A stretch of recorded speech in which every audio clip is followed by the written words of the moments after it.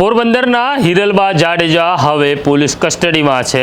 તેમની સામે નોંધાયેલી ફરિયાદ પછી તેઓ બીમાર પડે છે, હોસ્પિટલમાં જતા રહે છે, પણ હોસ્પિટલમાંથી ડિસ્ચાર્જ થયા પછી પોરબંદર પોલીસે ફરી તેમને 3 દિવસના રિમાન્ડ પર લીધા છે। આ દરમિયાન પોલીસને મહત્વના દસ્તાવેજ અને હિરલબા જાડેજાએ પોતાના નામે અને ગરીબ માણસોના નામે ખોલાવેલા બેંક ખાતાઓ મળ્યા છે, જેમાં કરોડો રૂપિયાનો કારોબાર કર્યો છે હિરલબા જાડેજાએ। શું છે આ મામલો અને પોરબંદર પોલીસ કઈ દિશામાં તપાસ કરી રહી છે તેની વિગતે વાત કરવી છે।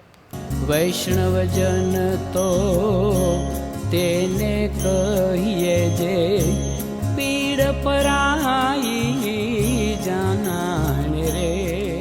નમસ્કાર, નવજીવન ન્યૂઝમાં તમારું સ્વાગત છે અને હું છું તમારો પ્રશાંત દયાળ। વાત કરવી છે હિરલબા જાડેજાની કે જેઓ ભૂરા મુંજાના પત્ની છે।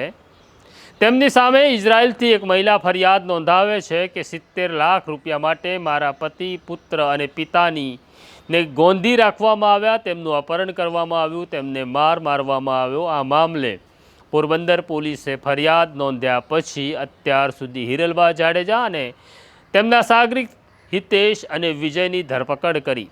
આ દરમિયાન હિરલબા જાડેજાના ઘરે એટલે કે સૂરજ પેલેસની અંદર સર્ચ ઓપરેશન હાથ ધરવામાં આવ્યું ને જ્યાંથી 140 મિલકતના દસ્તાવેજ પોલીસે મેળવ્યા છે।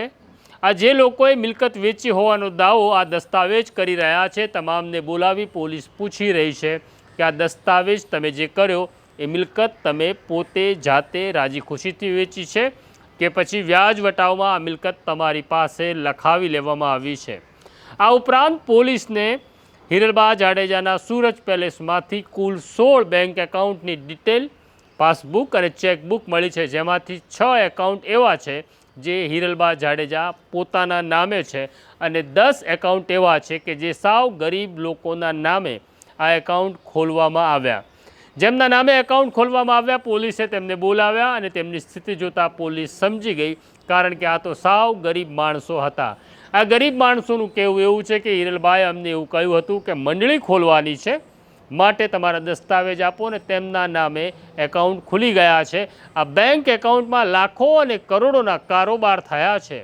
હિરલબા જાડેજા પૈસા ક્યાંથી લાવતા હતા, કેવી રીતના આવતા હતા અને ક્યાં જતા હતા તેની તપાસ હવે પોલીસે શરૂ કરી છે અને પોરબંદરની તમામ બેંકોના અધિકારીઓને પોરબંદર એસપી ભગીરથસિંહ જાડેજાએ બોલાવ્યા છે।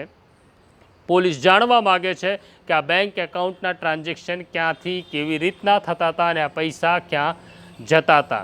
હિરલબા જાડેજાની ધરપકડ પછી તેમનું બીપી ઘટી ગયું છે તેવી તેમણે ફરિયાદ કરતા 2 દિવસ માટે તેમને રાજકોટની સિવિલ હોસ્પિટલમાં ખસેડ્યા અને ત્યાં તેમને સારવાર આપી પરત આવ્યા પછી પોલીસે અદાલતને કહ્યું કે રિમાન્ડ દરમિયાન તેઓ બીમાર થઈ જતા અમે પૂછપરછ કરી શક્યા નથી, માટે વધુ રિમાન્ડની જરૂર છે। હિરલબા જાડેજાને 3 દિવસના રિમાન્ડ આપવામાં આવ્યા છે। મહિલા પોલીસ અધિકારીની હાજરીમાં આ બધી જ વિગતોના ખુલાસા તેમને કરવાના છે। આ દરમિયાન પોરબંદર પોલીસને એક લંડનથી એક ઈમેલ મળ્યો હતો, જેમાં ચૌલા ભૂરા મુંજા કડછા નામની સ્ત્રીએ એવો દાવો કર્યો હતો કે ખરેખર ભૂરા મુંજાની પત્ની તો હું છું, પણ અમને ઘરમાંથી હાંકી કાઢ્યા અને અમને મિલકતમાંથી બેદખલ કરવામાં આવ્યા છે। આ મહિલાની ફરિયાદ પછી પોલીસે ચૌલા ભૂરા મુંજા કડછાનો સંપર્ક કર્યો અને કેટલીક વિગત જાણવાનો પ્રયત્ન કર્યો। આ દરમિયાન ચૌલા ભૂરા મુંજા કડછા લેન્ડ ગ્રેબિંગની ફરિયાદ આપવા તૈયાર થયા છે અને પોતાના વકીલને તેમણે ફરિયાદ કરવા માટે પાવર ઓફ એટર્ની પણ આપી દીધી છે। હવે ચૌલા કડછાના વકીલ પોરબંદર કલેક્ટર પાસે લેન્ડ ગ્રેબિંગની ફરિયાદ કરવાના છે। આમ અત્યારે એવું લાગી રહ્યું છે કે હિરલબા જાડેજાની મુશ્કેલીઓ વધી રહી છે, વધશે, કારણ કે હજી ઘણી ફરિયાદ આવે તેવી સંભાવના છે। જ્યારે તમારો સૂરજ તપતો હોય ત્યારે તમારે આંબા વાવવા જોઈએ, જો બાવળ વાવશો તો કાંટા વાગશે, એવું અત્યારે લાગી રહ્યું છે। તો આ છે પોરબંદરના હિરલબા જાડેજાની સ્ટોરી। તમને સ્ટોરી કેવી લાગી અમને કોમેન્ટ બોક્સમાં જરૂરથી લખજો। આ પ્રકારની ઘટના જોવા માટે નવજીવન ન્યૂઝ જોતા રહો, લાઈક કરો અને શેર કરો। ખાસ તમને આગ્રહ છે, તમે સ્ટોરી જુઓ છો પણ બેલ આઇકોન દબાવતા નથી, એક વિનંતી છે એક આગ્રહ છે કે બેલ આઇકોન દબાવી દો. મને અને મારા સાથી જયંત દાફડાને રજા આપો. આવું છું હમણાં પાછો એક નવા વિષય સાથે. નમસ્કાર. વૈષ્ણવજન તો તેને કહીએ જે પીડ પરા